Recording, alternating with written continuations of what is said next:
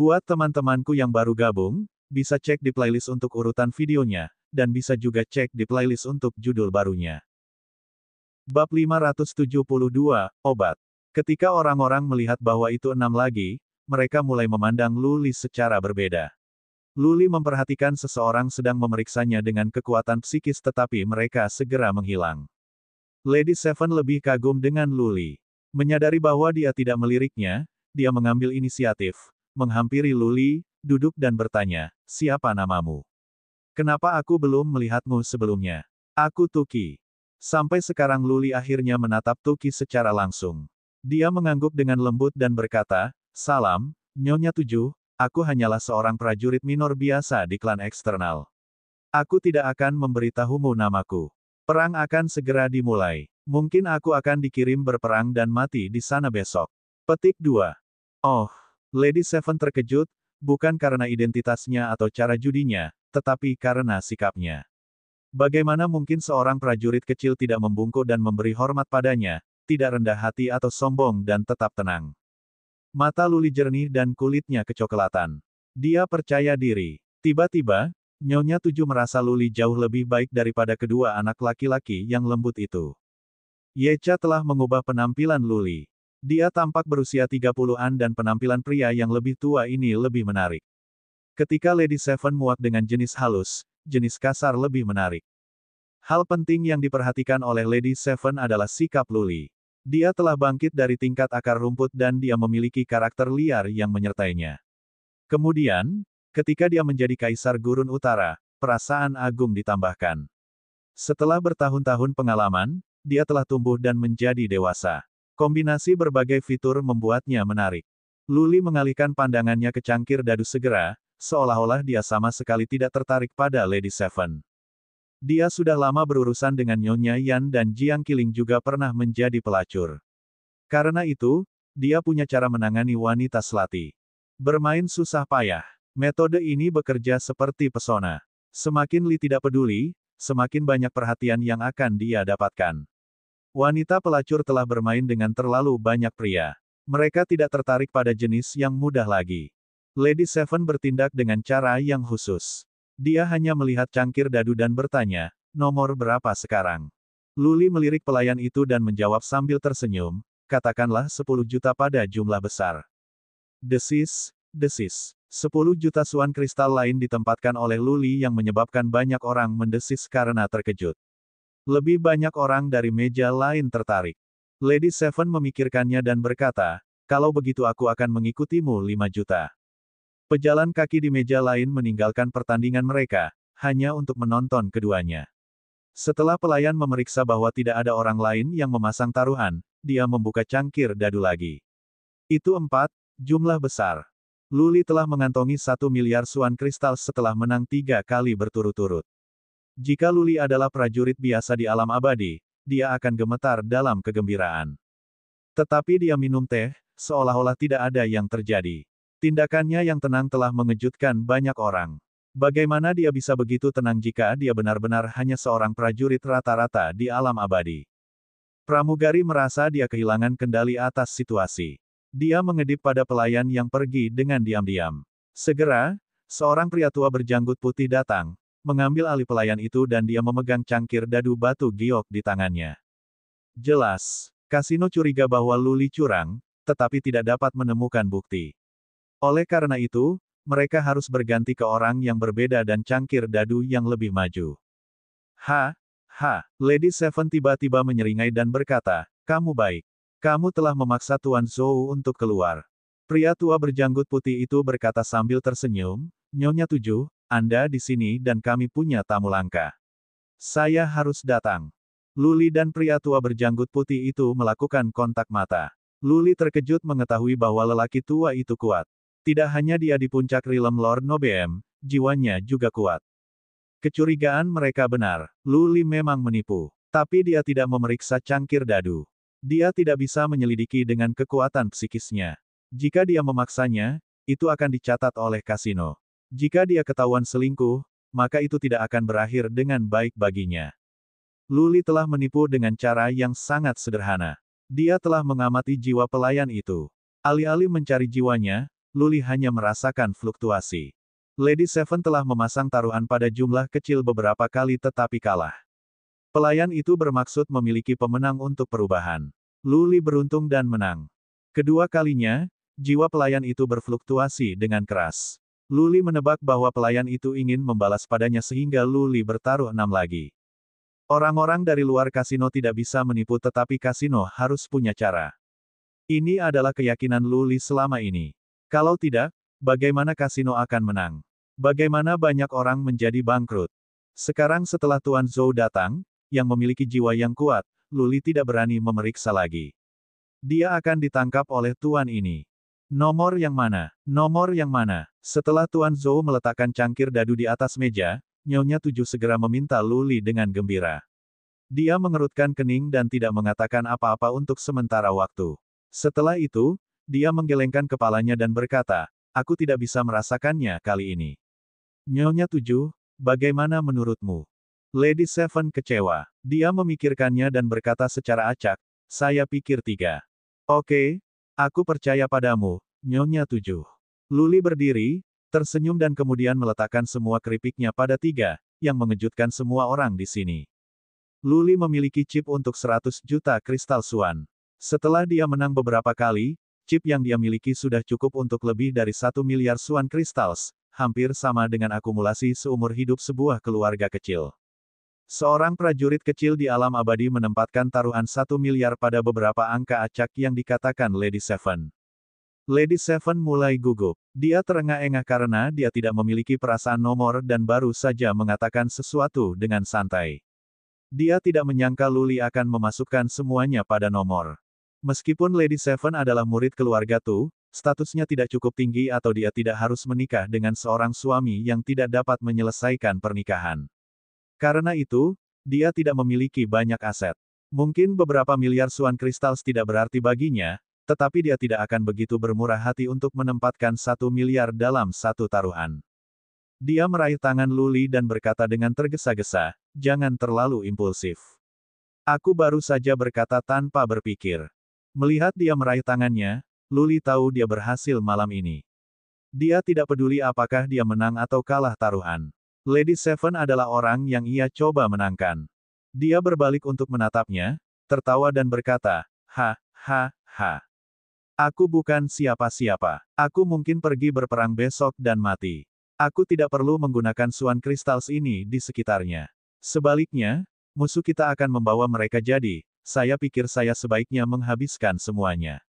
Jika saya bisa menang, maka saya akan memberikan semua kristal Suan saya kepada Anda, Nyonya Tujuh. Jika tidak, maka itu tidak masalah. Jika saya bisa selamat dari perang ini, Nyonya Tujuh, belikan aku minuman. Sekarang mari kita lihat. Petik 2. Kata-kata Luli yang berani dan tawanya yang tulus telah membuat Lady Seven jatuh cinta. Dia tidak mengambil tangannya kembali dan menatap cangkir dadu dengan gugup. Luli berkata dia akan memberikan semua kristal Suan padanya jika dia menang. Itu 6 miliar, jumlah yang besar bahkan untuk Lady Seven. Semua orang menahan nafas. Master Zhou membuka cangkir dadu perlahan. Semua kecewa. Jumlahnya 5. Luli telah kehilangan semua kristal Suannya.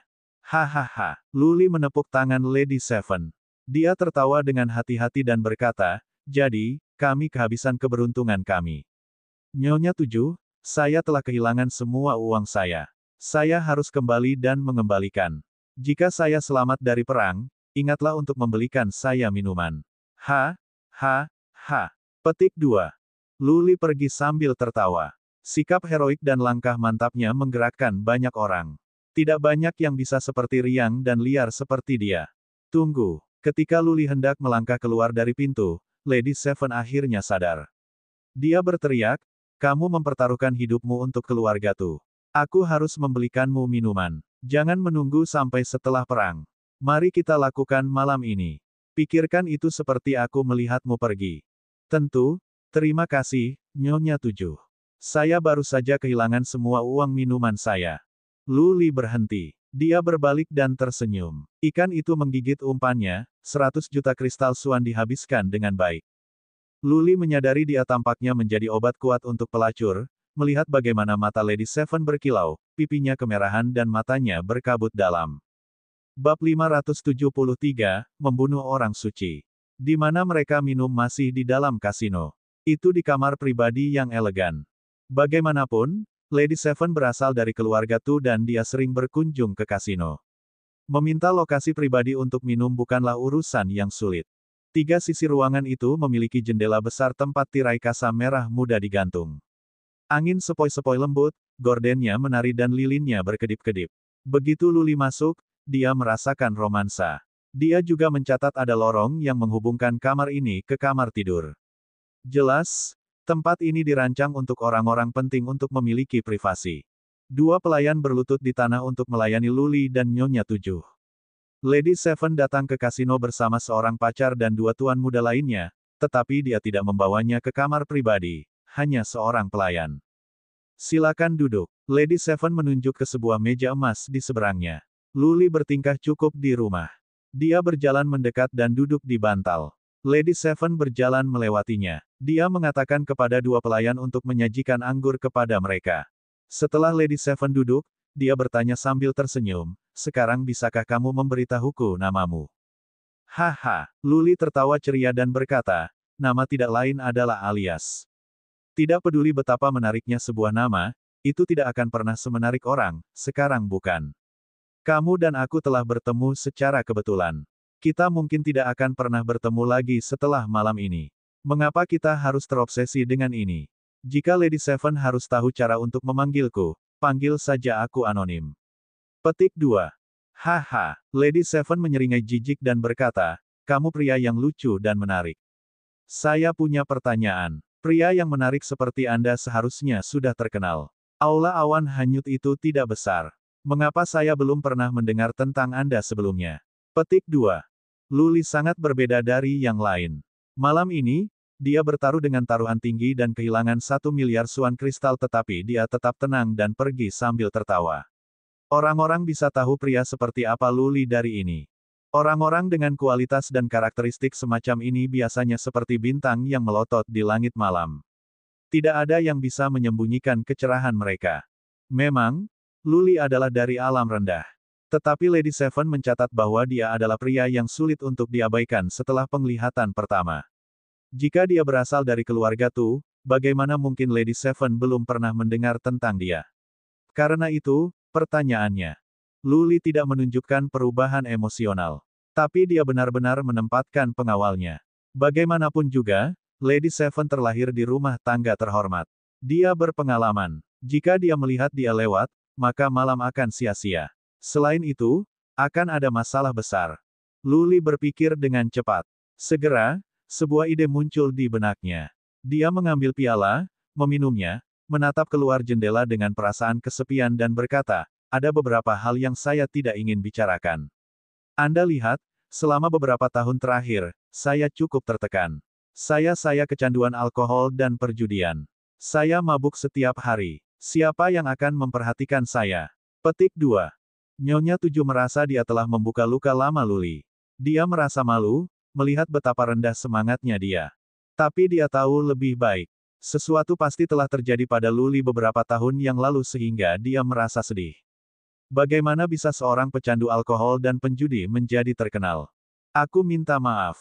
Menatap mata Luli yang dalam dan jernih dengan sentuhan kesedihan, memandangi wajahnya yang kaku, Nyonya 7 mengambil gelasnya dan berkata, "Aku telah melewati batas. Aku akan minum ini sebagai permintaan maaf." Begitu gelas anggur masuk ke perutnya, pipinya berubah merah. Dia tampak lebih menawan. Dia melambaikan pelayan dan menuangkan anggur sendiri. Dia sekali lagi mengambil piala dan bersulang, "Anonim, ini untukmu. Kamu seorang pria dengan selera." Luli menatap matanya dan menjawab, "Saya dapat mengatakan bahwa Anda, Nyonya 7, juga memiliki kisah-kisah Anda. Wanita seperti Anda menarik." Lady Seven merasa dia terlihat oleh mata Luli yang memancar. Dia telah menjadi orang yang transparan tanpa rahasia. Detak jantungnya semakin cepat seolah-olah dia adalah seorang gadis muda yang jatuh cinta. Luli punya pengalaman berurusan dengan wanita murahan. Ada 2 macam. Jenis pertama dilahirkan menjadi longgar dan mudah dan yang disukai. Jenis kedua adalah wanita miskin yang pernah dilukai oleh dunia atau oleh hubungan asmara. Jenis kedua tidak bisa menerima kenyataan. Mereka memilih untuk tenggelam dalam keputusasaan, membodohi diri mereka sendiri sehingga mereka bisa hidup lebih sedikit. Tidak diragukan, baik Jiang Qiling dan Lady Seven milik jenis kedua. Setelah menghabiskan begitu banyak waktu dengan Jiang Qiling, Luli tahu betul bagaimana menghadapi wanita seperti dia. Dengan beberapa putaran minuman, Lady Seven hampir tidak bisa duduk. Matanya berkabut dan kulitnya panas. Dia dikonsumsi dengan keinginan. Jika Luli berjalan mendekatinya, memeluknya atau menggodanya, dia mungkin menunjukkan sisi yang paling buruk dari seorang wanita. Tapi Luli tidak akan menggodanya dengan Lady Seven lebih lanjut. Dia telah memukul Lady Seven karena suatu alasan, bukan untuk tidur dengannya. Oleh karena itu, dia menghancurkan piala itu dan berkata dengan melankolis, perang antara aula awan hanyut dan tiga kekuatan, saya pikir kita berada pada posisi yang kurang menguntungkan. Tidak apa-apa bahwa sebagian dari kita mati. Kita hidup dari aula awan hanyut sehingga kita harus berkorban. Tapi begitu kita kalah perang, orang-orang dari aula hanyut awan akan jatuh ke dalam jurang.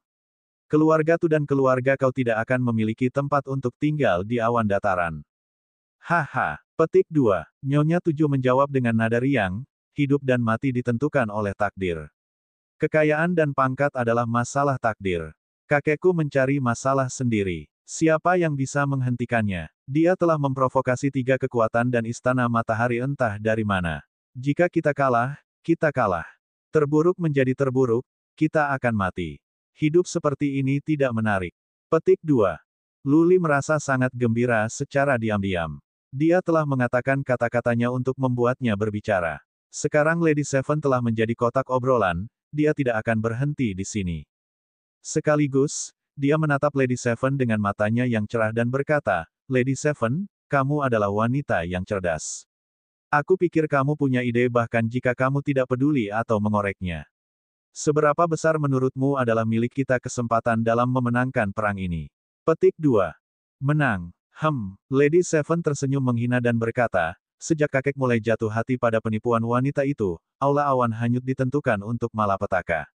Wanita itu terlalu jahat. Orang-orang seperti dia hanya akan membawa masalah tanpa akhir untuk aula awan hanyut. Sekarang kau lihat, kita dalam masalah. Petik 2. Seorang wanita, Luli bergetar, matanya bersinar. Dia mengendalikan dirinya untuk tidak bernapas cepat dan bertanya dengan cara setenang mungkin, Nyonya 7, apakah Anda berbicara tentang orang suci?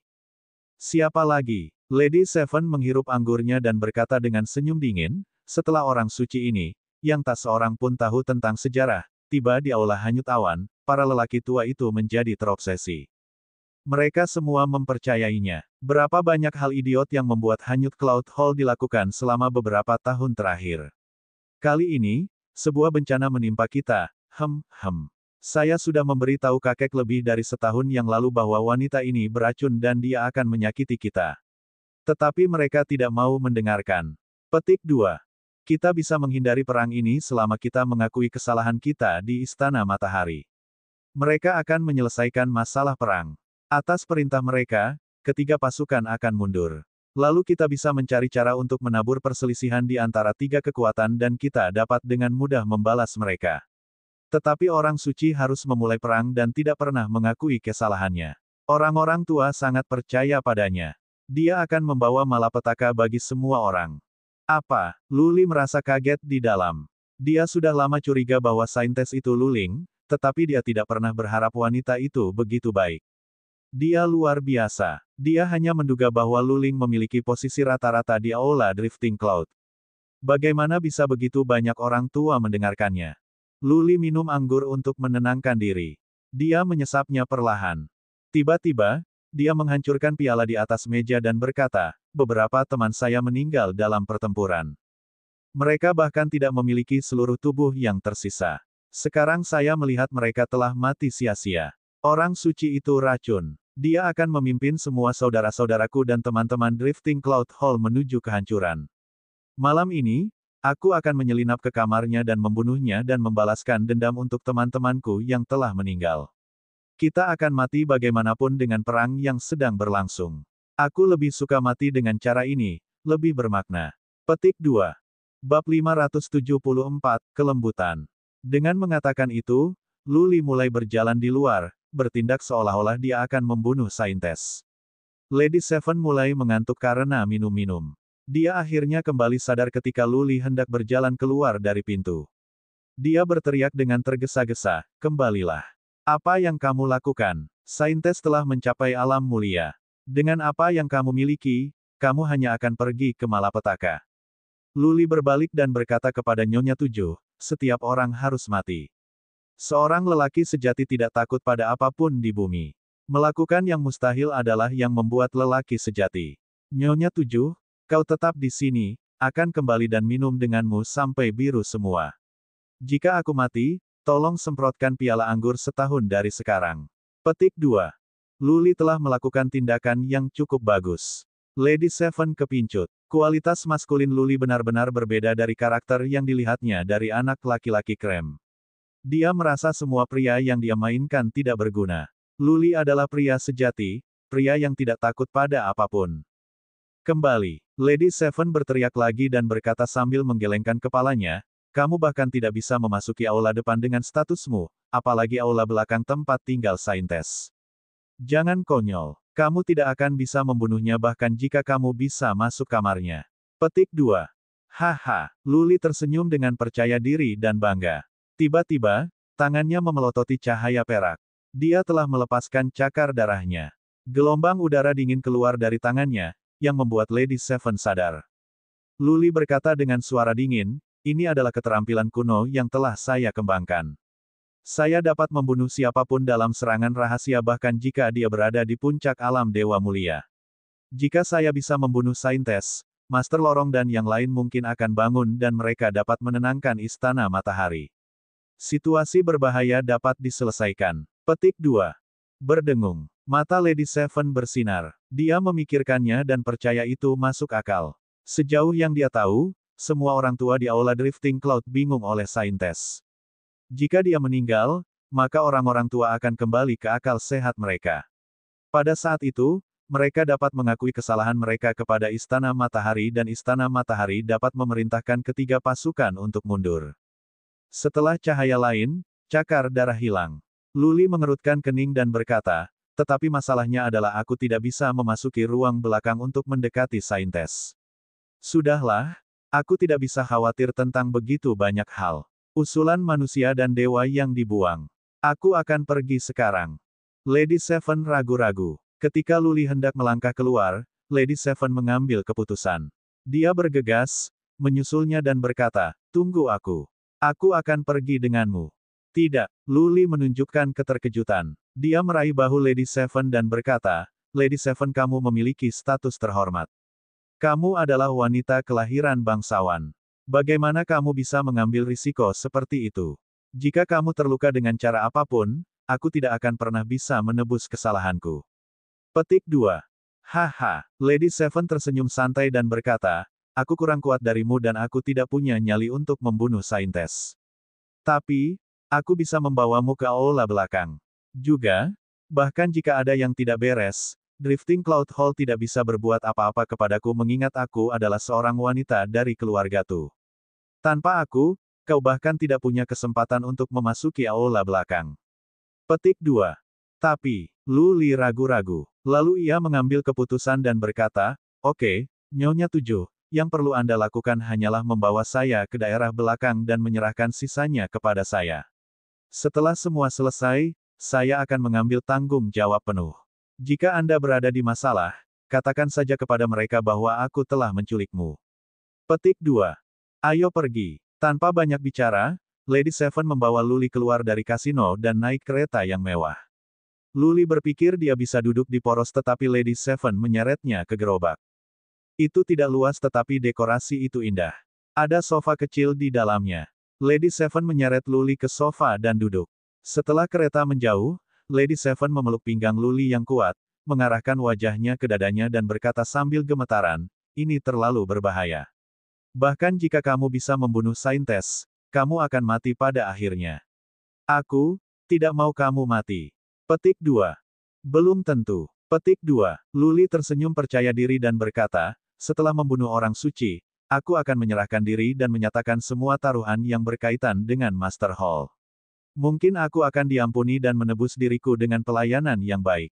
Oke. Lady Seven mengangguk. Dia menatap Luli dan berkata, jangan khawatir. Aku akan menemukan seseorang untuk memohon belas kasihan untukmu. Bahkan jika kamu dimasukkan ke dalam sel kematian, aku akan bisa mengeluarkanmu setelah beberapa saat sebelum kamu berada, sebenarnya dieksekusi. Petik 2. Terima kasih, Nyonya 7. Luli memeluk Lady Seven. Dia merasa bersalah.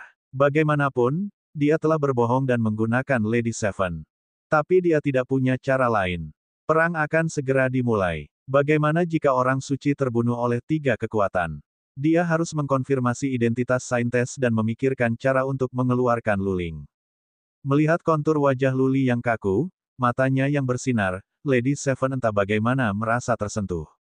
Dia menutup matanya, mengangkat kepalanya dan berkata dengan suara lembut, cium aku. Luli tertegun dan malu. Dia memiliki beberapa perlawanan untuk membubarkan perempuan. Dia konservatif ketika berhubungan dengan yang lebih adil di bawah pengaruh Luling. Kalau tidak, dia akan tidur Nyonya Yan setelah dia menggoda dan merayunya berkali-kali. Melihat wajah cantik dan kedua bibir merah itu, Luli menciumnya setelah beberapa saat kebingungan. Dia menciumnya dengan ringan, berusaha melakukan apa saja untuk mencapai tujuannya yang lebih besar. Namun, ketika dia mulai menarik kembali, Lady Seven meletakkan satu lengan di lehernya, menekankan bibirnya ke bibirnya dan mulai menciumnya dengan penuh semangat. Lidahnya meluncur masuk, terjerat dengan lidahnya. Luli memiliki 2 pertemuan ual tetapi dia tidak waras. Dia masih tangan hijau dalam hal ini. Dia tidak tahu harus berbuat apa selain membiarkan Lady Seven mengambil alih sensasinya. Dia merespons dengan cara yang canggung. Pikirannya mendung. Dia ingin mendorongnya tetapi takut itu mungkin membuatnya marah. Setelah minum begitu banyak anggur, Nyonya 7 terbakar dengan keinginan. Sambil mencium Luli seperti orang gila, dia membelai dadanya dengan satu tangan.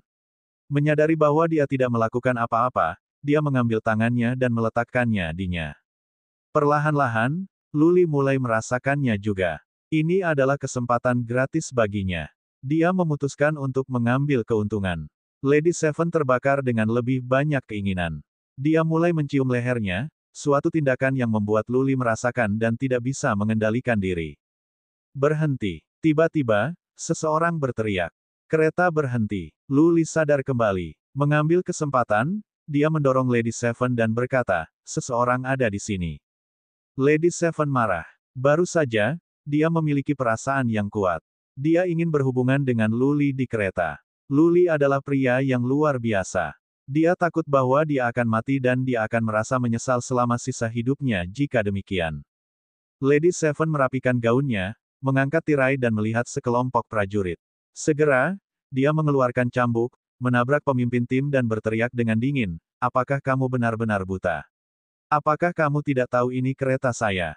Meskipun tanda darah muncul di wajah pemimpin tim, dia masih takut kehilangan kesabaran.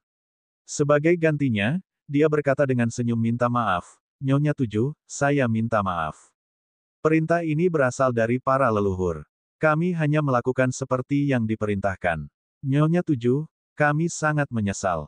Ayo pergi. Lady Seven bahkan tidak melihat pemimpin tim 2 kali sebelum berteriak kepada pengemudi. Dia duduk kembali. Melihat bagaimana Lady Seven marah dengan kemarahan, Luli menghiburnya, Lady Seven, jangan salahkan mereka. Mereka ada dalam acar. Akan ada banyak waktu. Jika aku bisa keluar dari ini hidup-hidup, kita akan punya banyak waktu untuk melakukan ini. Oke, Lady Seven mengangguk. Dia mulai memikirkan cara untuk membebaskan Luli. Dia juga tidak mengatakan apa-apa. Kereta bergerak dengan cepat. Setelah kurang dari 1 jam, mereka berhenti di depan sebuah istana yang elegan. Mereka telah tiba di Drifting Cloud Hall. Bab 576, Kakak. Tidak pernah sekalipun Luli bertemu orang tuanya setelah dia lahir. Dia pernah melihat potret ayahnya, tetapi dia tidak pernah tahu seperti apa rupa ibunya. Dia dibesarkan oleh Luling yang mengajarinya untuk bersikap, membaca dan mengetahui bagaimana menjadi seorang pria. Selama 15 tahun, mereka berbagi kehidupan bersama. Bagi Luli, Luling adalah dunia, anggota keluarga tersayang. Bahkan Lu Renhuang tidak bisa dibandingkan dengannya. Sejak kecil, Luling sangat menderita. Dia pernah hampir menjadi korban pemerkosaan. Untuk melindungi dirinya dari kerusakan, dia melompat dari tebing dan mematahkan kakinya. Dia bahkan harus memotong sepotong daging dari pahanya untuk memakannya mentah untuk menakuti Dihu dan yang lainnya. Dia mencoba menyembuhkan lukanya di pegunungan sendirian selama beberapa hari sebelum dia bisa merangkak kembali ke suku. Kemudian di kota Wuling, untuk menyelamatkan Luli, Luling binasa bersama dengan patriark keluarga-keluarga Zhao dan dibakar sampai mati. Karena dia dari kelahiran Phoenix Api, dia berhasil dilahirkan kembali. Tapi dia dibawa pergi oleh Granny Ular Hantu. Setelah itu, sudah 2 tahun. Luli tumbuh dari remaja 15 tahun menjadi dewasa 18 tahun. Belum lama, hanya lebih dari 2 tahun. Namun, Luli merasa sudah beberapa kali hidup. Mendengar suaranya, dia tidak bisa lagi menekan perasaan yang dia miliki. Dia gemetar. Air mata mengalir deras. Dia menundukkan kepalanya atau orang lain bisa mengatakan ada yang salah dengannya. Meski begitu, pelayan tua dan prajurit di belakang Luli merasa ada sesuatu yang salah. Prajurit itu melindunginya. Dia mengangkat pedangnya ke atas dan siap untuk menghancurkannya kapan saja. Fiuh, fiuh. Luli mengambil napas dalam-dalam untuk menenangkan diri. Dia berusaha keras untuk tidak gemetar dalam suaranya ketika dia berkata, "Saintes, ini masalah serius. Aku berharap berbicara denganmu sendirian. Berani sekali kamu." Mata pelayan tua itu berkedip saat dia marah. Seberapa terhormat orang suci itu? Luli, seorang pengintai belaka, ingin menghabiskan waktu berduaan dengan Saintes. Apa yang dia lakukan? Luling diam saja. Setelah beberapa saat, dia melambaikan tangannya. Pelayan tua itu melambaikan prajurit itu. Dalam perjalanan keluar, dia menatap Luli peringatan. Lalu dia pergi dan menutup pintu di belakangnya. Suara Luling yang tenang namun dingin keluar lagi, "Bibi Li ada di sisiku. Jangan ragu untuk berbicara. Siapa tikus tanah itu?" Luli mengerutkan kening. Luling terlalu tenang dan acuh tak acuh. Apakah dia tidak mengenali suaranya? Bagaimana lagi dia begitu tanpa emosi? Sesuatu yang salah. Luli punya teori. Luling adalah saintes dari Aula Awan Hanyut. Dia menikmati posisi tinggi dan dipercaya oleh orang-orang tua di Aula Drifting Cloud menurut Lady Seven. Jika demikian, bagaimana mungkin dia tidak pernah mengirim orang ke Gurun Utara untuk mencarinya? Luli bertanya setelah beberapa saat, "Saintes, apakah kamu ingat suku Dilong?" Luling diam saja. Pelayan tua itu memandang Luli dengan bingung, tidak tahu apa yang dia maksud. Luling berkata setelah beberapa saat, "Tidak.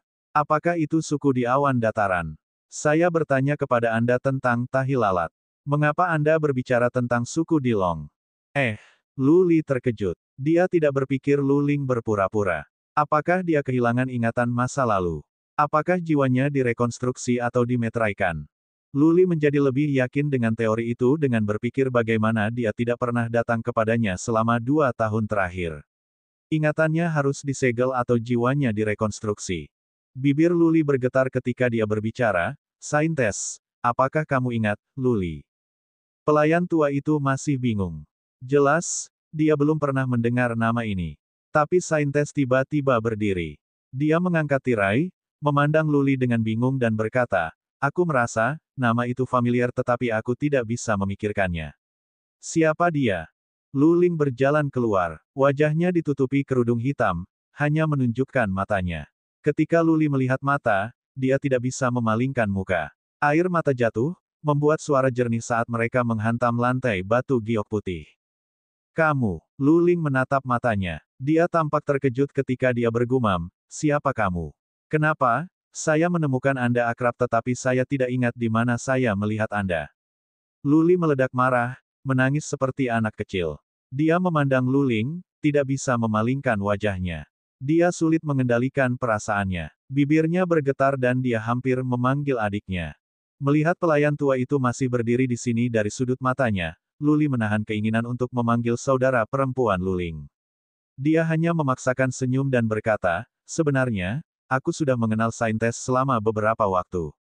Tapi kamu mungkin sudah melupakan sesuatu dan tidak bisa mengingatku sekarang." Luli kemudian menatap pelayan tua dan Luling secara bergantian. Yang terakhir menerima sinyal dan berkata, "Bibi Li, kamu bisa pergi sekarang." Pelayan tua itu masih menatap Luli dengan curiga. Alih-alih langsung pergi, dia berkata dengan ragu, "Saintes, pria ini." "Pergi." Luling menatapnya dengan dingin. Orang tua itu berjalan pergi dengan hormat segera. Setelah dia pergi, Lu Ling menoleh ke Lu Li dan berkata, kamu menyebut Di Long Tribe dan Lu Li. Entah bagaimana, aku merasa mereka akrab.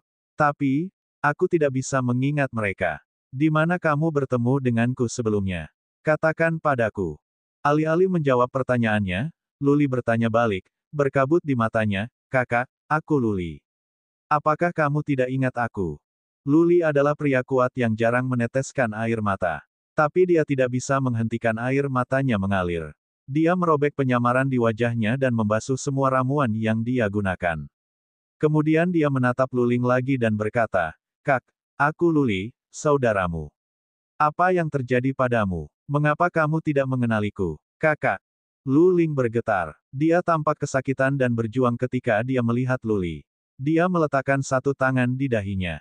Mengangkat tangan lain, dia mencoba membelai wajah Lu Li dan mengingatnya.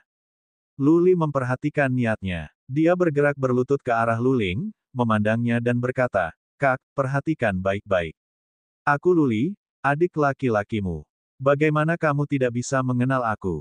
Saudara, Lu Ling berkata dengan ragu. Meskipun bergetar, tangannya jatuh ke wajah Lu Li. Dia menatapnya dengan hati-hati dan membelai wajahnya. Tapi sepertinya dia berjuang lebih keras. Setelah beberapa saat, dengan gemetar, dia hampir pusing dan pingsan. Lu Li mendukungnya dengan tangannya segera. Dia tahu lebih baik sekarang. Lu Ling harus memiliki ingatannya disegel sehingga dia tidak ingat masa lalu. Meski begitu, dia sangat disayangi Lu Ling. Bagaimana mungkin dia tidak mengenalinya sama sekali? Kak, jangan dorong. Luangkan waktumu. Lu Li takut sesuatu akan terjadi pada jiwanya sehingga dia berkata dengan tergesa-gesa. Kak, ingatanmu harus disegel sehingga kamu tidak dapat mengingat masa lalu. Tapi jangan khawatir. Aku akan mencoba menyelesaikannya untukmu. Saya di sini untuk membawa Anda pulang. Saya tidak akan membiarkan Anda menderita lagi.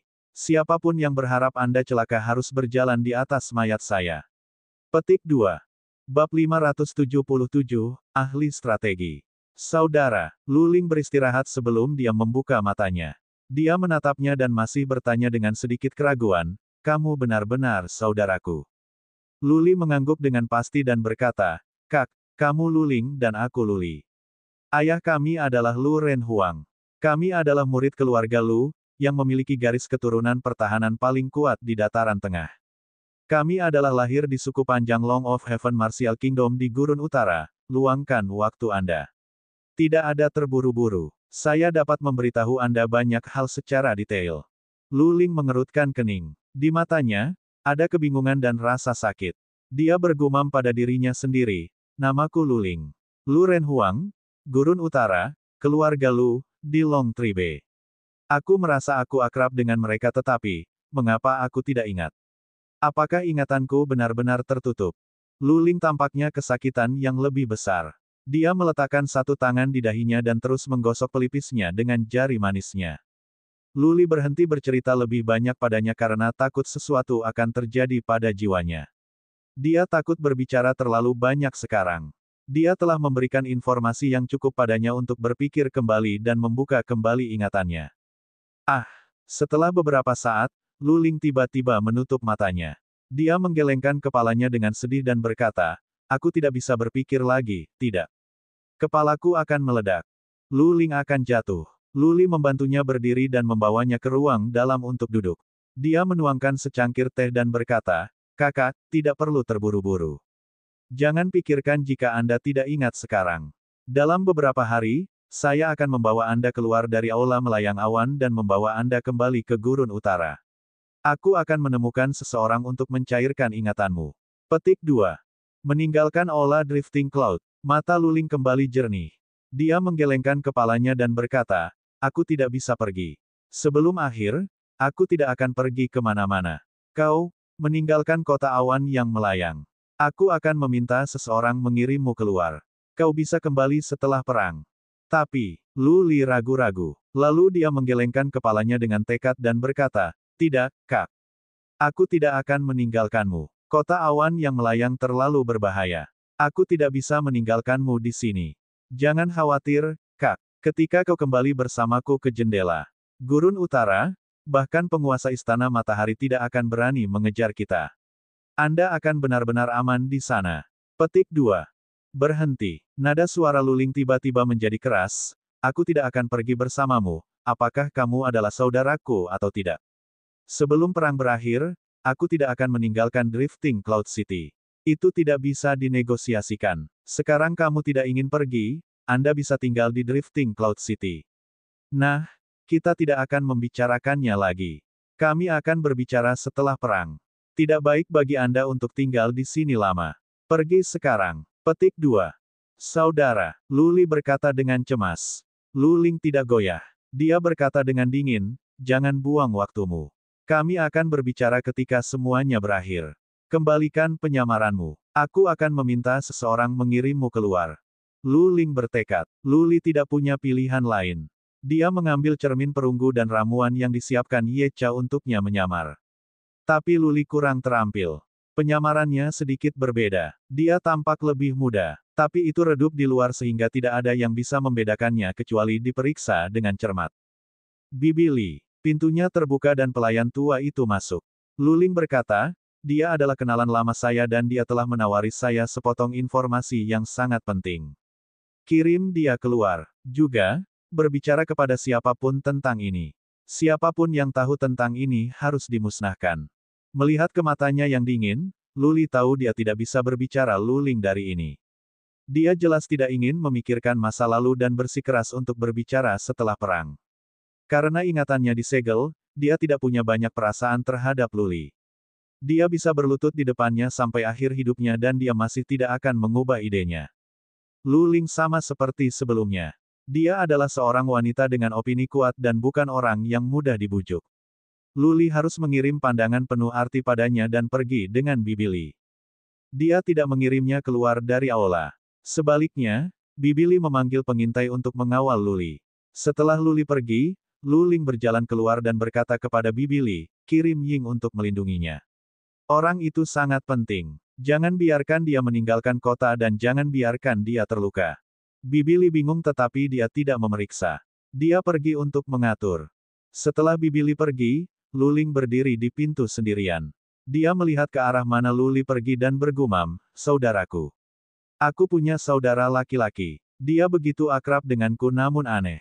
Kurasa ingatanku sudah tertutup. Ya, aku tidak sanggup mengalihkan perhatian. Aku tidak bisa memikirkan itu lagi. Saya akan meninjau kembali masalah setelah perang. Petik 2. Luling menghela nafas dan kembali ke dalam, meninggalkan aroma yang samar.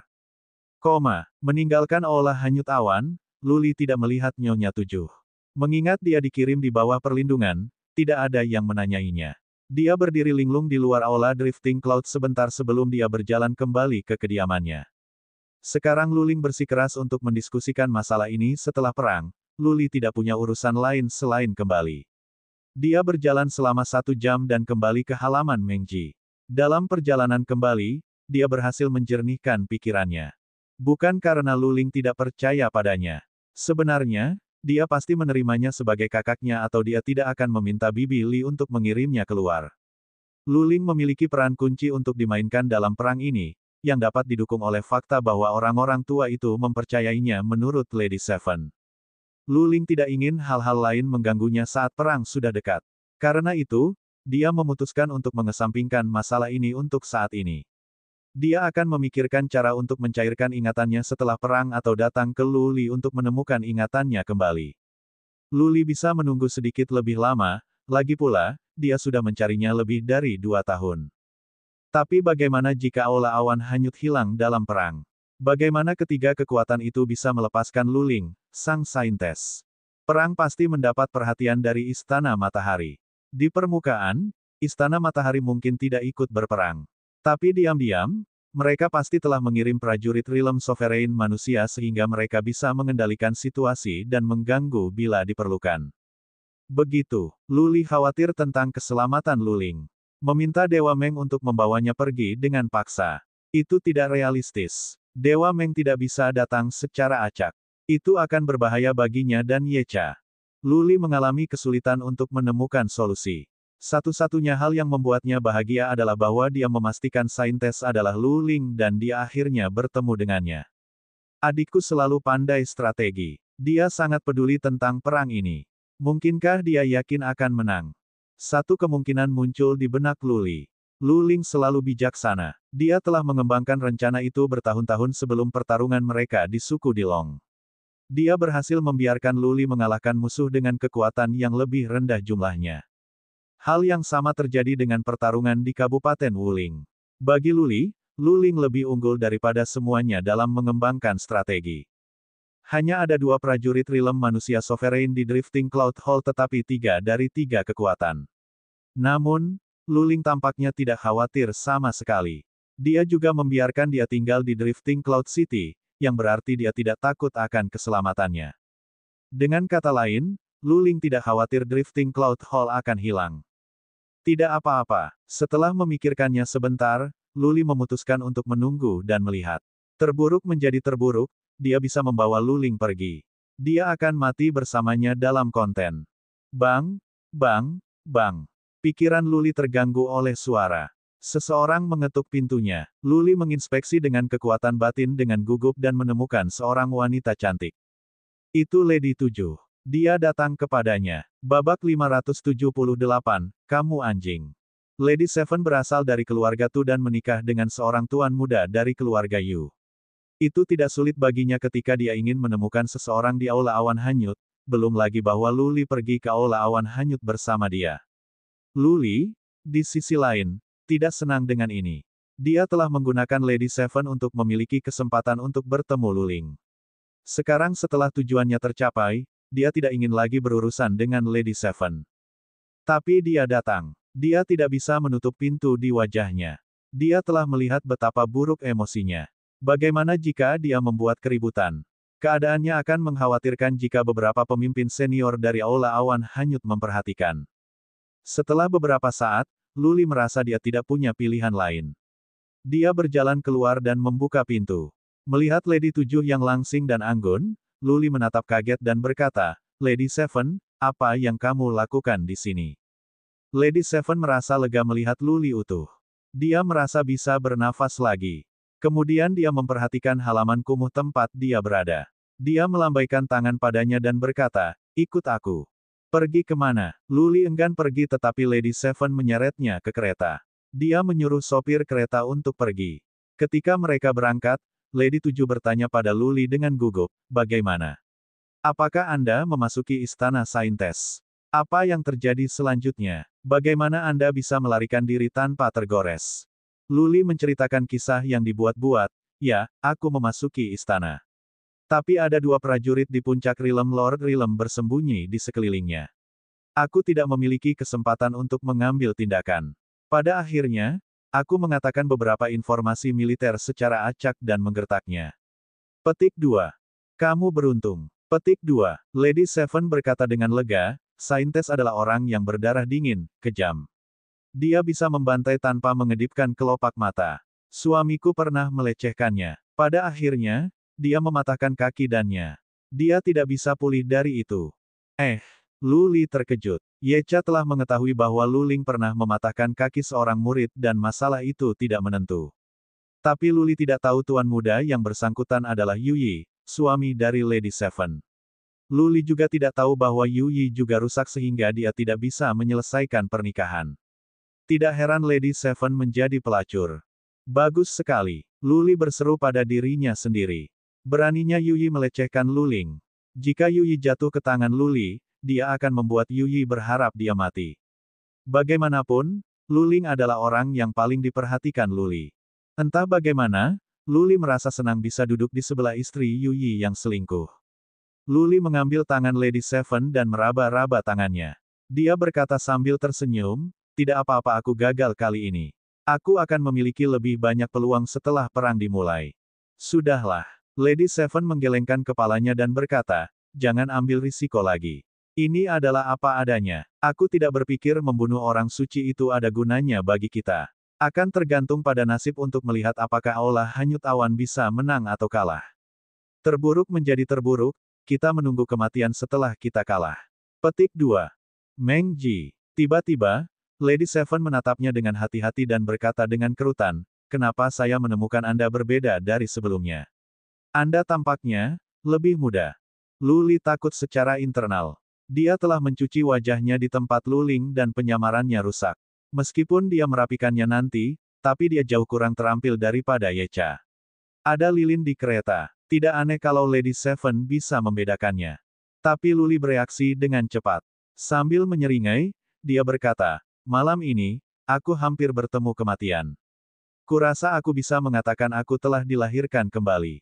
Dengan seorang wanita cantik pada jam yang luar biasa ini, siapapun akan terlihat lebih muda." Lady Seven mendapati dirinya tenggelam dalam mata dan senyum Luli yang dalam.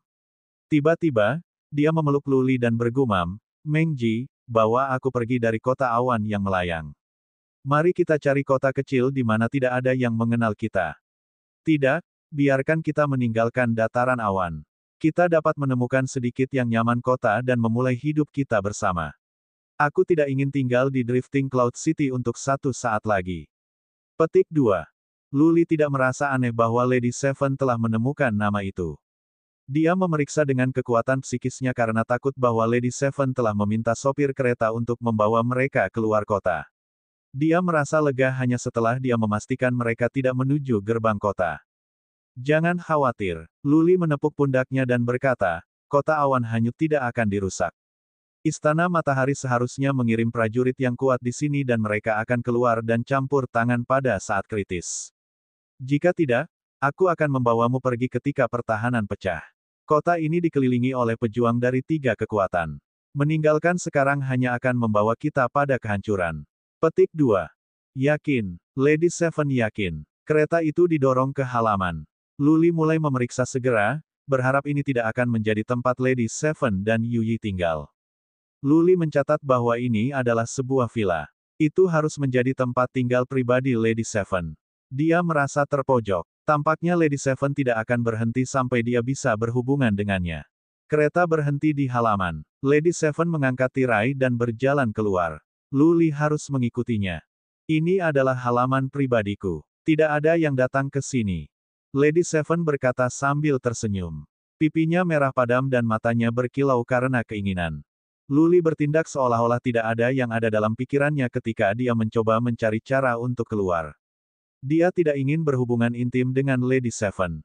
Dia akan merasa telah mengkhianati Bai Qiuxue dan Jiang Qiling. Tetapi jika dia menolaknya, dia mungkin marah. Situasi ini mungkin lepas kendali. Bagaimanapun, ini adalah wilayah keluarga Anda dan keluarga Tu dan Lu Ling belum mengakui dia sebagai kakaknya. "Masuklah. Untuk apa kamu berdiri di sana?" Lady Seven berjalan ke pintu, mengayunkan pinggangnya yang ramping. Dia memelototinya ketika dia melihat dia masih berdiri di samping kereta. Luli harus datang. Halaman itu berselera, berbeda dari halaman Mengji. Tidak ada laki-laki di sini, hanya beberapa pelayan. Lady Seven menyeret Luli ke kamar tidur secara langsung. Begitu mereka berada di dalam, dia melemparkan dirinya ke arahnya dan menciumnya seolah-olah dia binatang yang panas. Apa yang harus dilakukan? Luli berpikir dengan cepat. Dia dilema. Setelah beberapa saat, dia akhirnya menemukan kesempatan untuk mendorongnya sedikit dan berkata, "Nyonya 7, mengapa terburu-buru? Mengapa kita tidak minum dulu? Kamu anjing." Lady Seven memutar matanya ke arahnya. Dia menarik taruhannya dan membuka beberapa tombol. Gaunnya terlepas dari bahunya, memperlihatkan pita merah mudanya. Bahu putih dan kakinya yang panjang terbuka. Matanya penuh keinginan. Dia menatap mata Luli, mendorongnya ke tempat tidur dan berkata, "Apakah anggur lebih enak dari saya?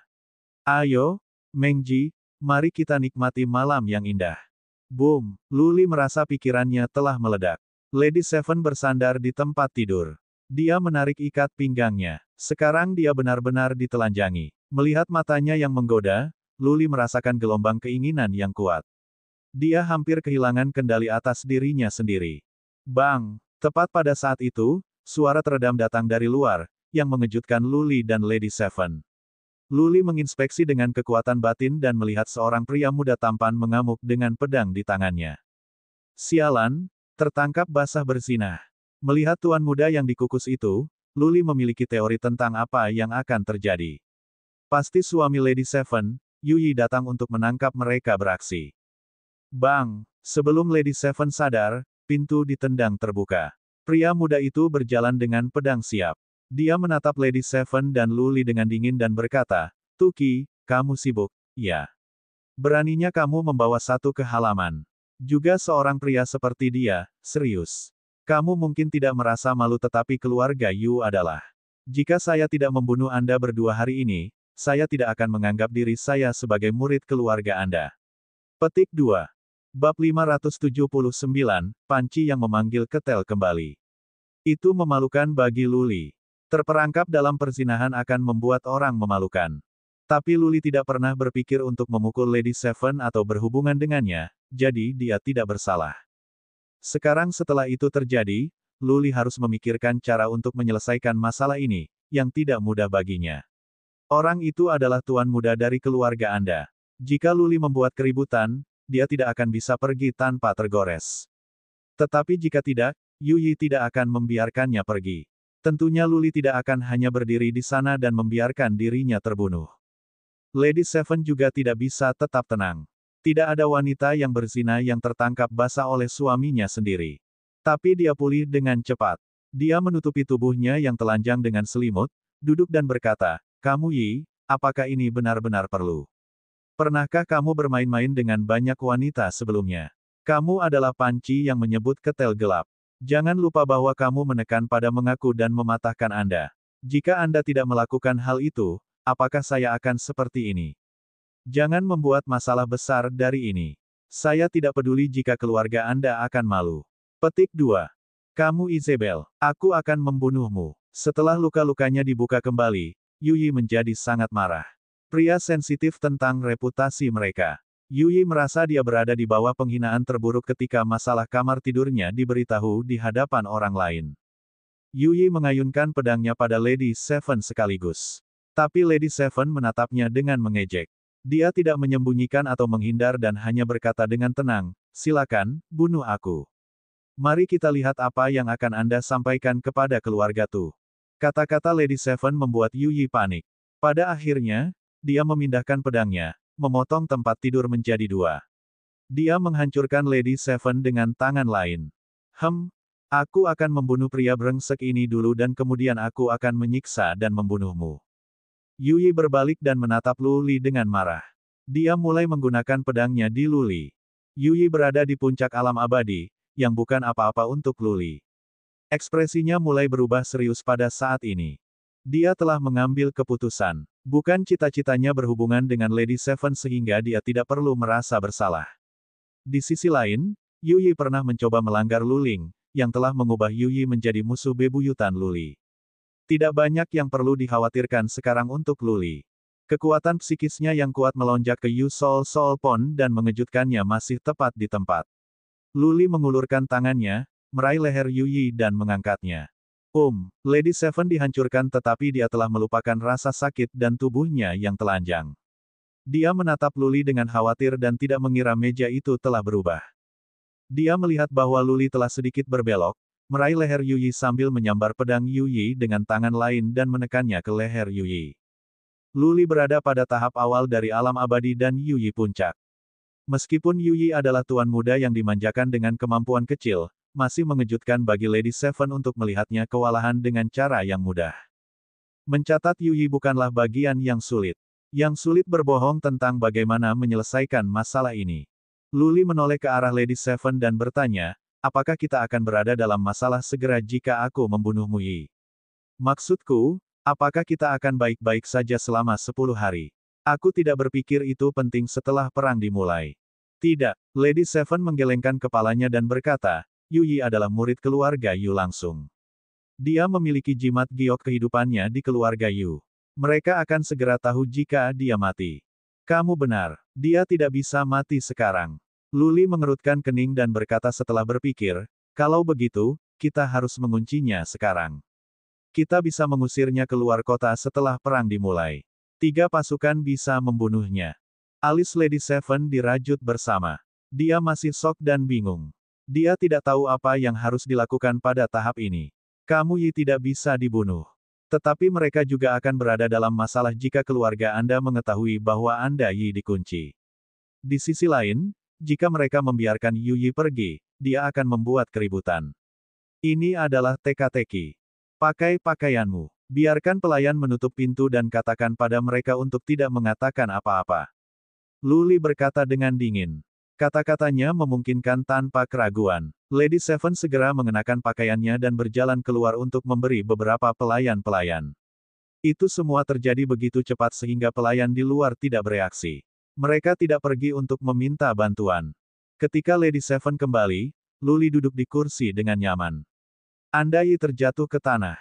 Lady Seven takut ketika dia bertanya, kamu membunuhnya. Tidak, hanya membuatnya tak sadarkan diri. Memberi Andai pandangan sepintas, Luli melanjutkan, kunci dia sekarang. Perang akan segera dimulai. Setelah itu, tidak ada yang akan punya waktu untuk mengkhawatirkannya. Jika kota itu jatuh, lebih penting lagi bahwa dia sudah mati atau hidup. Petik 2. Lady Seven telah terburu-buru tetapi dia telah menemukan dukungan dalam ketenangan Luli. Dia menenangkan diri dan diyakinkan oleh ide Luli. Dia mengangguk dan berkata, ya, jika kota itu jatuh, kita bisa melarikan diri. Kehidupan Andai tidak akan menjadi sesuatu yang harus kita perhatikan sendiri.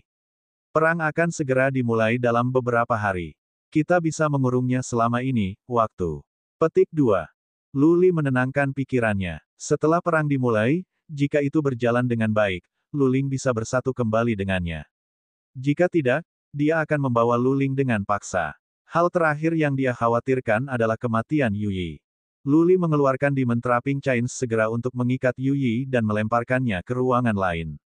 Luli tidak pergi karena takut Yuyi akan melarikan diri atau diselamatkan oleh keluarga Yu. Dalam kedua kasus itu, Luli akan diburu oleh keluarga Yu. Luli mempertimbangkan hal itu dan memutuskan untuk tinggal di halaman selama beberapa hari lagi. Untuk satu hal, dia bisa mengawasi Yuyi. Untuk yang lain, dia bisa meminta Lady Seven untuk mengirim seseorang untuk mengumpulkan informasi. Terlebih lagi, halaman itu bersih dan nyaman. Luli bisa menikmati santapan dan anggur lezat di sini alih-alih kembali ke lubang neraka halaman Mengji. Lady Seven telah kehilangan keinginannya setelah kekacauan ini. Dia merasa tidak nyaman. Dia tidak mengganggu Luli lebih jauh dan tinggal di kamarnya sendirian dengan pikiran acaknya. Setelah fajar, Lady Seven tertidur. Luli pergi ke halaman Mengji diam-diam dan meninggalkan pesan dengan beberapa kode di atasnya kalau Patriark ketiga tidak tahu kemana Luli pergi. Kemudian dia kembali ke villa Lady Seven.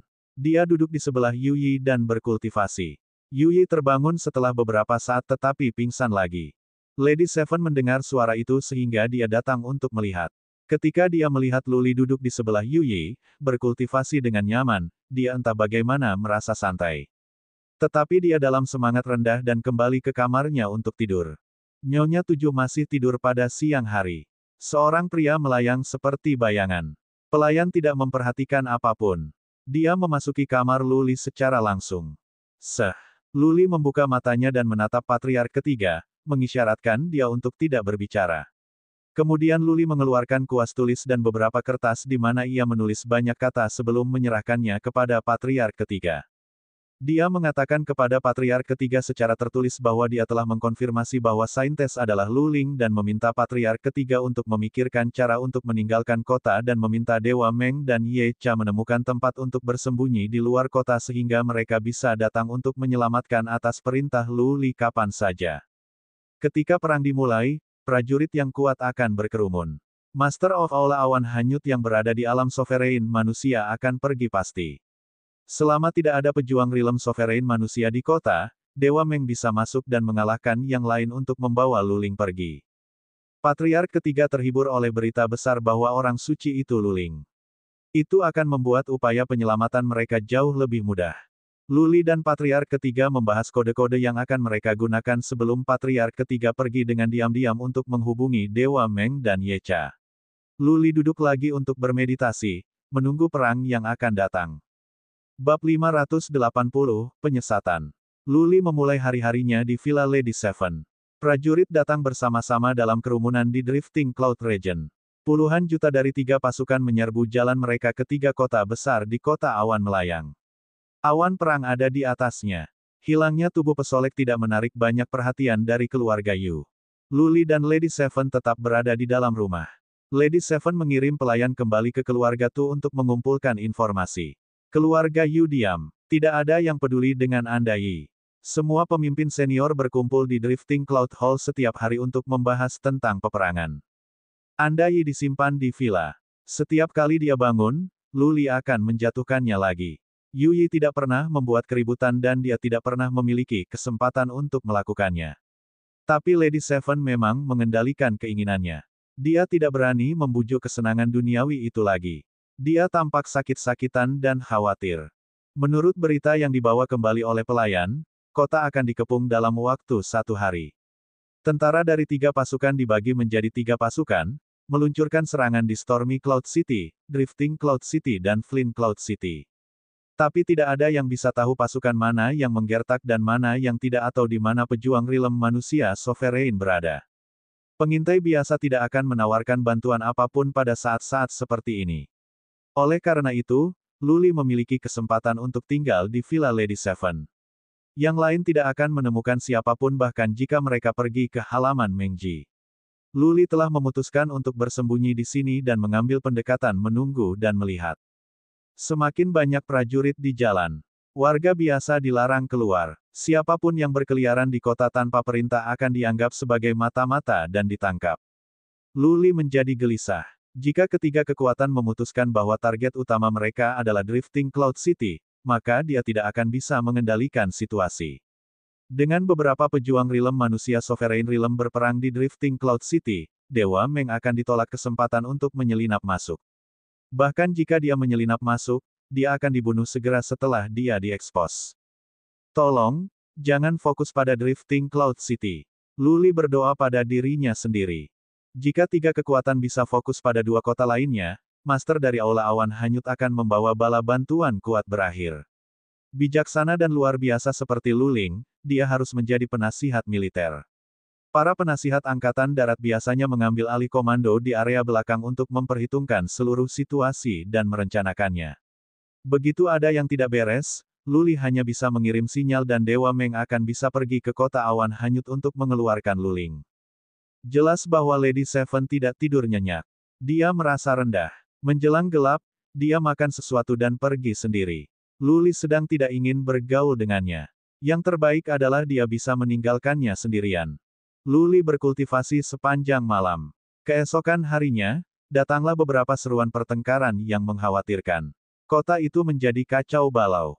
Banyak pejuang berjalan di kota. Seseorang berteriak dan meneriakkan perintah dari para leluhur dari Aula Awan Hanyut bahwa warga tidak akan berkeliaran atau kerusuhan dan bahwa pelanggar akan dihukum mati.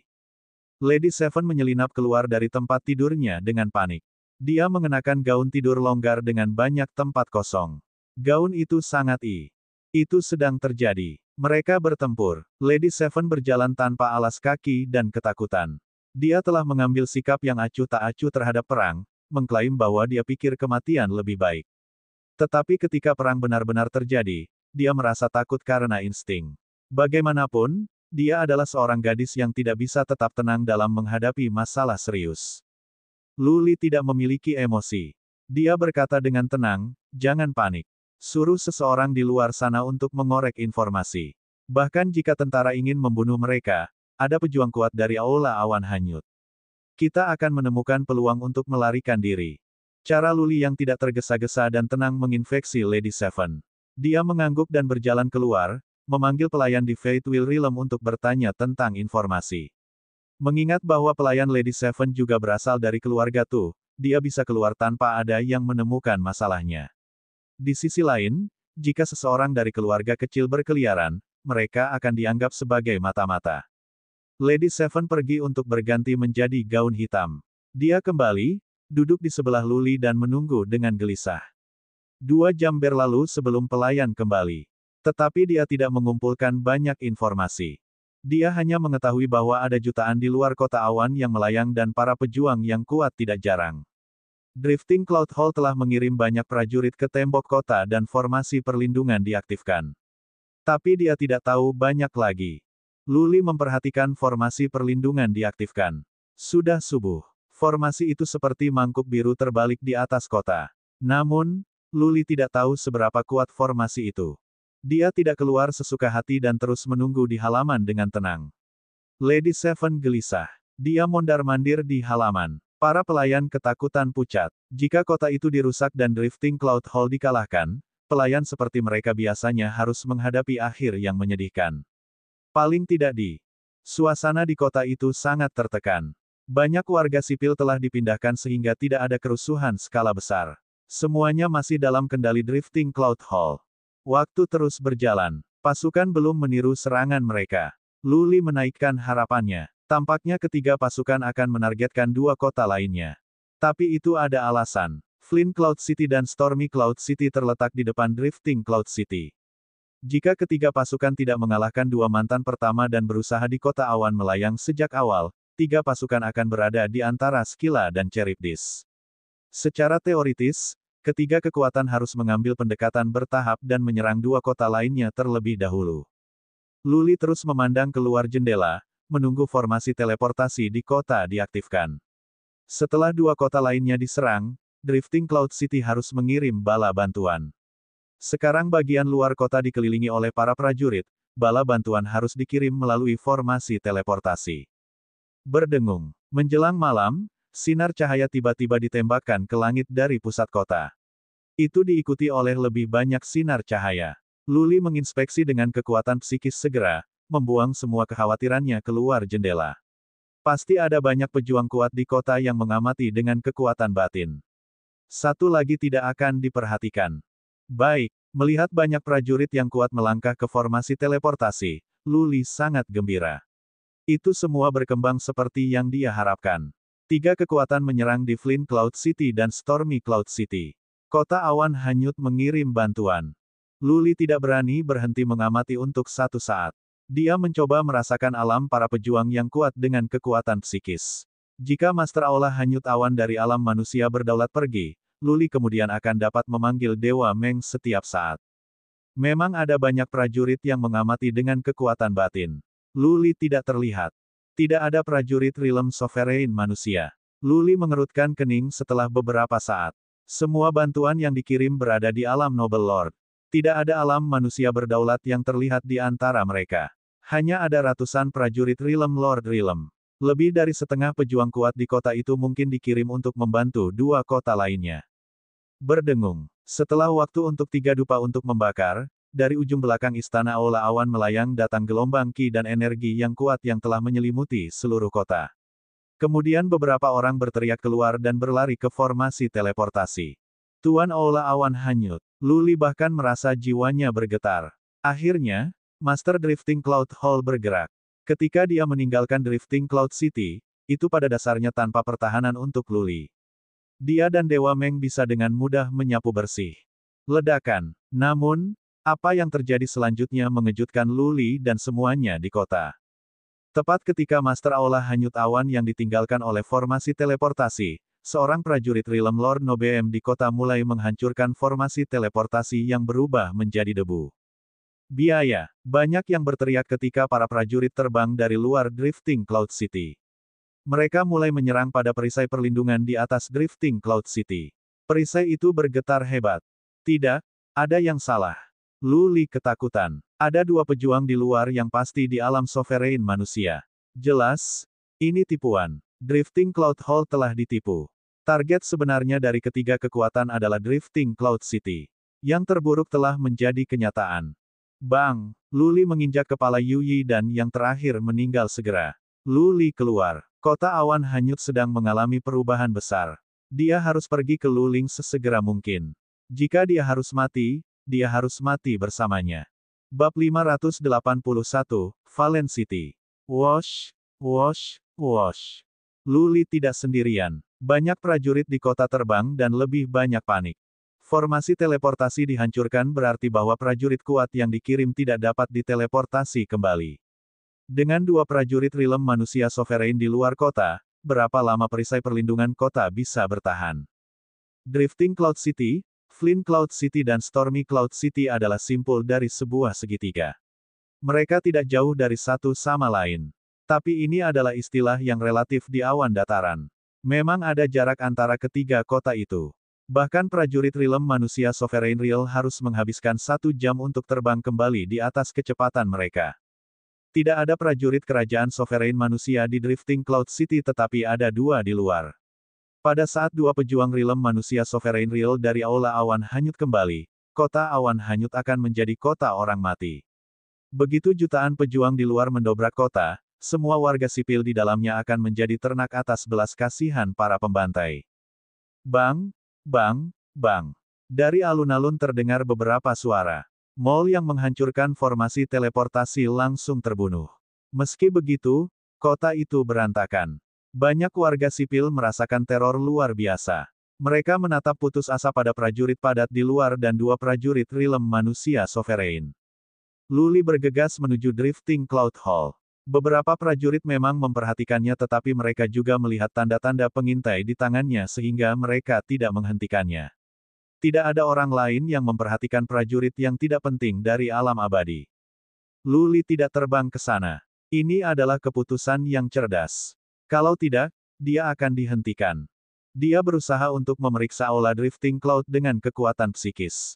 Ketika dia telah memperpendek jaraknya menjadi setengahnya, dia akhirnya bisa melihat aula hanyut awan dan Luling di area belakang. Luling berdiri di luar daerah belakang dengan puluhan prajurit kuat di belakangnya, semua di alam mulia. Yang aneh tentang mereka adalah bahwa mereka tidak takut. Sebaliknya, mereka semua menatap ke langit dengan tenang. Boom, boom, boom. Dua prajurit rilem manusia Sovereign Rilem dan jutaan prajurit di luar memulai serangan mereka di perisai biru muda. Suara keras dibuat. Perisai itu bergetar, warnanya memudar, pertanda pasti bahwa energi sedang digunakan. Wosh, wosh, wosh. Banyak prajurit terbang keluar dari pekarangan mereka dan berkumpul di alun-alun. Beberapa pejuang Rilem Lord Rilem meneriakkan perintah untuk mengerahkan pasukan dan menyerukan lebih banyak prajurit untuk berkumpul bersama. Mengamati dari kejauhan, Luli melihat bahwa lebih dari 1 juta prajurit berkumpul. Harus ada lebih dari 2 juta prajurit termasuk yang berdiri di gerbang kota. Masih banyak lagi yang datang dari segala arah. Luli mendengar raungan pendekar prajurit Tuan Agung. Jika Luli adalah Mengji, dia seharusnya pergi ke alun-alun. Tapi Luli bukanlah seseorang yang mau mendengarkan perintah. Dia hanya ingin pergi ke Luling dan melindunginya. Akhirnya, dia berjalan ke Drifting Cloud Hall. Tapi dia dihentikan oleh para penjaga. Banyak lagi yang mengawasinya dengan kekuatan batin dan siap untuk mengeksekusinya jika dia berani menerobos masuk. Aku ingin bertemu orang suci. Aku punya informasi penting. Luli melambaikan jimat giok di tangannya. Tetapi para penjaga di luar aula utama bertindak seolah-olah mereka tidak melihatnya. Seorang pemimpin tim berteriak dengan marah, pergi dan pergi ke alun-alun. Suara mendesing. Seorang pria tiba-tiba muncul di belakang Luli, seorang pria yang mengenakan baju besi hitam. Dia menunjukkan tanda dan berkata, "Saintes bilang dia diizinkan masuk." "Baik tuanku." Prajurit lapis baja hitam harus menikmati status tinggi. Para penjaga tidak berani menghentikan Luli lagi. Dia bergegas masuk langsung ke daerah belakang. Dia melihat Luling dari kejauhan dan hendak mengatakan sesuatu ketika Luling melambaikan tangannya dan menyuruhnya diam.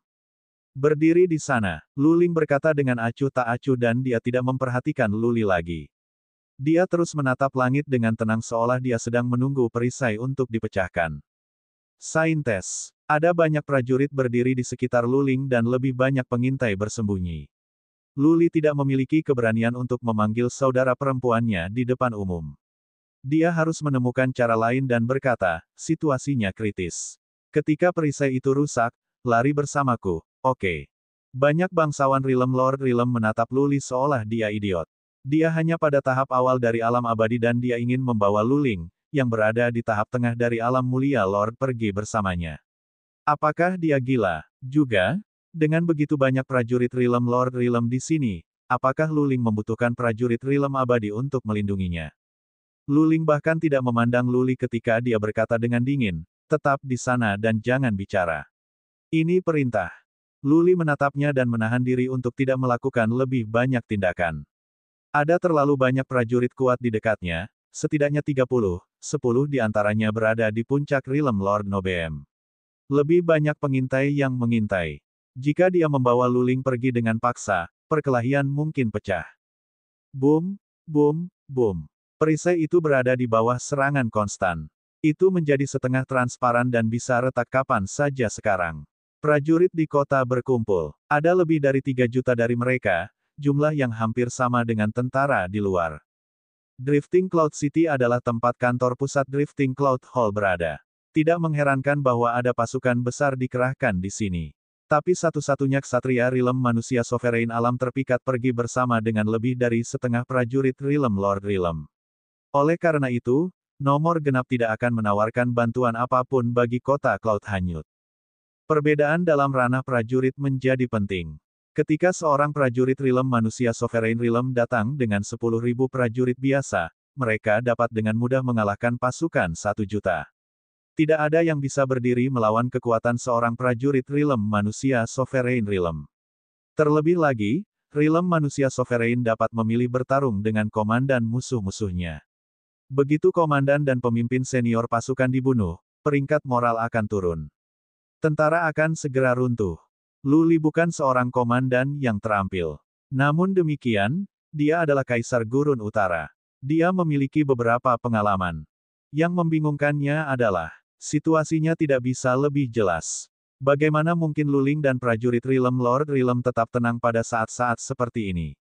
Mungkin ada seseorang yang memalsukannya. Tapi tidak mungkin bagi puluhan untuk berpura-pura begitu baik sehingga Lu Li tidak bisa melihat mereka. Sudah waktunya, Patriark He. Setelah 10 nafas, Lu Ling berkata. Dia mengangkat tangannya. Seorang patriark di puncak Realm Lord Nobeem berdiri di belakangnya pergi ke alun-alun. Sang patriark berteriak, sebarkan. Bersiaplah. Leluhur ini dia harus bergengsi. Atas perintahnya, 2 juta prajurit di alun-alun dibagi menjadi 4 susunan bujur sangkar dan mengambil tempat mereka di 4 sisi alun-alun, siap untuk mengambil tindakan. Ledakan. Tidak lama kemudian, perisai itu terbelah seperti gelembung. 2 prajurit Realm manusia sovereign Realm melambaikan senjata mereka saat mereka meraung, mengisi.